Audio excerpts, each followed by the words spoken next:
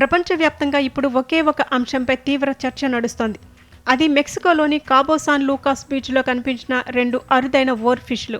సాధారణంగా సముద్రపు అగాధాల్లో ఉండే ఈ చేపలు తీరానికి రావడం భారీ విపత్తులకు సంకేతమని ప్రజలు భయాందోళన వ్యక్తం చేస్తున్నారు.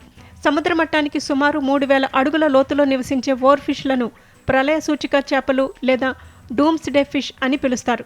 పాములా పొడవుగా ఉండి వెండిలా తలతలా మెరిసిపోయే ఈ చేపలు సముద్ర ఉపరితలానికి రావటం అత్యంత అరుదు. జపాన్ జానపద కథల ప్రకారం ఈ చేపలు కనిపిస్తే త్వరలోనే భారీ భూకంపాలు లేదా సునామీలు సంభవిస్తాయని బలంగా నమ్ముతారు.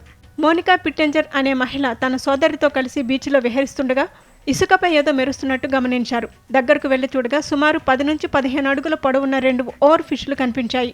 అందులో ఒకటి అప్పటికే ప్రాణాలు కోల్పోగా మరొకటి నీటిలో కొట్టుమిట్టాడుతోంది.